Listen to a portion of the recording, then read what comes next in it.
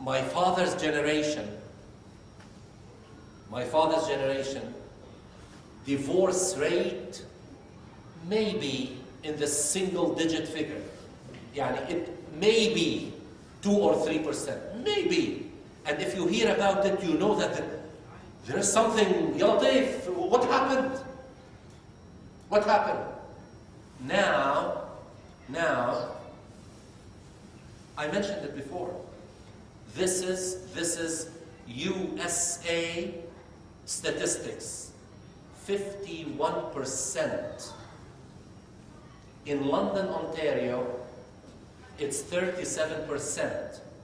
In my records, the ones that I keep, and I know this, continued this, divorce, this, 33% is divorce rate in my books. Why? Because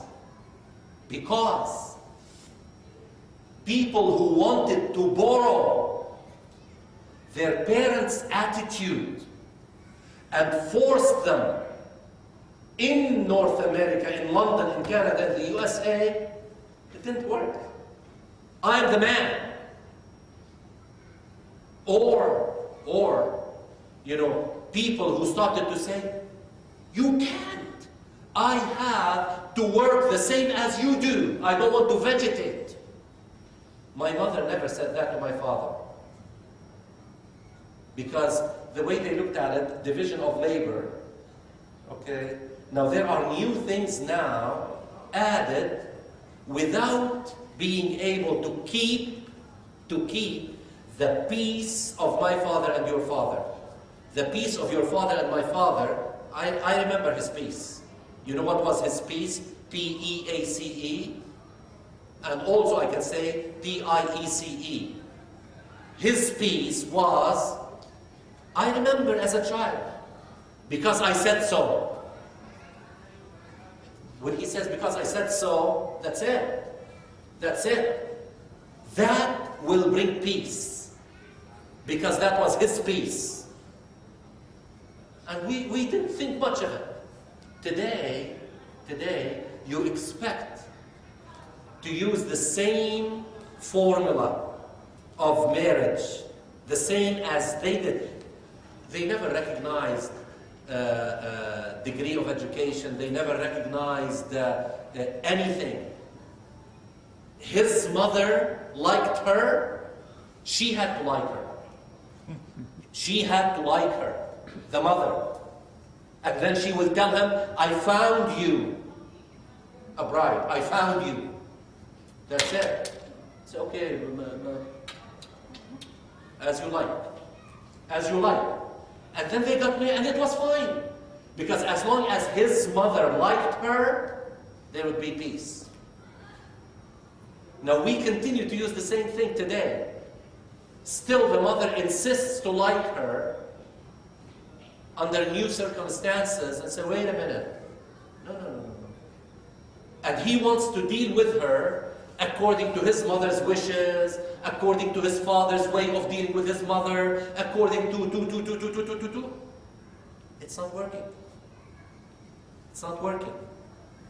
And that's why we need now to redefine for our children what are the safe, common sense, Islamic criteria for a happy marriage. Now, there are currently circumstances where marriage did not work. As some people say, well then, the children will have the same thing, and that's wrong. This is wrong. That's why we're having this series. This series, when we can break that wrong, we can actually benefit from what went wrong to build something so beautiful.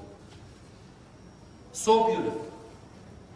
So inshallah next week we will continue to look for those things that will make. Notice that we are talking a lot about this. So how long is the series going to take? A long time. And that's why I call upon you to look. Again, I made a big plea on Friday. Come forward. Let's talk about this. It seems as if, no, my family is okay. But believe me, you know, the issues I am involved in personally are much more than anybody can really handle. And why? Because we'd rather sleep in on a Sunday. Can you be goodwill ambassadors, please? I'm saying to you, be goodwill ambassadors. Go outside and bring the people. Wallahi, you will get hasanat, you will get rewards from Allah subhanahu wa ta'ala if by bringing the people and you have the good intention and by them coming here, they are saved 15 years from now from going into a problem, you will get the reward because you were the cause of bringing them here. Okay? Any question, any comment, any? I just want to mention. Okay. Right. Can you repeat that, please? There is a lot of people who hold a PhD are ignorant and they don't have self-confidence, even self-esteem in themselves. That's damage the whole relationship. Thank you so much, Akhi. Let me comment on this because no matter how comprehensive our discussion is, we will continue to miss very important things, and this is a most important thing. When we talk about level of education, okay, when we talk about education, we have to differentiate between information and knowledge. Many people with PhD have lots of information, but they don't have knowledge. Yeah. You know, knowledge is to process this information into something that will be part of this character, of this personality. What good is it to know the theory of your specialty, but when it comes to application, you don't apply it on yourself? So you are absolutely correct, Akhi. Absolutely. When we talk about PhD, we are talking in more of how society looks at it. I tell you, again, معلش طول بالك عبد السلام, we have to be patient. I tell you something. When I was living in Lebanon, again, myself and my brother, who's younger than me, my father said, nothing is good for both of you except being doctors. If you don't become a doctor, that's it.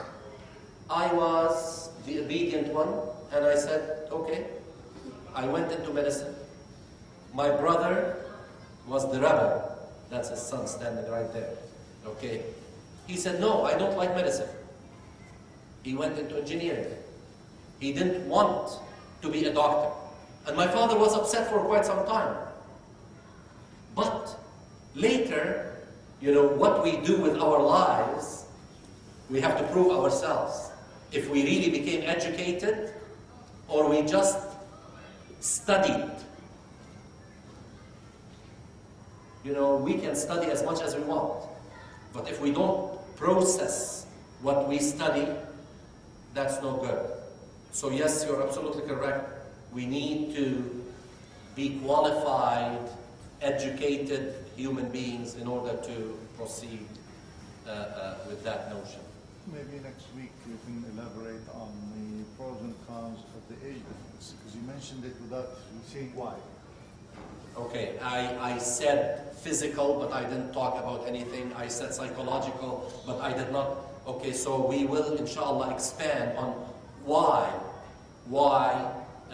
younger on the, you know, female side is better for the marriage, okay? and we will see how we can catch it from there. Okay, any question, anything? Yes? I have a question. I think there is a surah in Quran, I forget the name. In that verse says, a man, like when it reaches to the 40 years age, Yes. he becomes mature, Yes. and then he like asks forgiveness from Allah. Okay. So can you please elaborate something? Yeah, it says حتى إذا بلغ أشده وبلغ 40 سنة قال رب أوزعني أن أشكر نعمتك التي أنعمت علي وعلى والدي وأن أعمل صالحا ترضاه.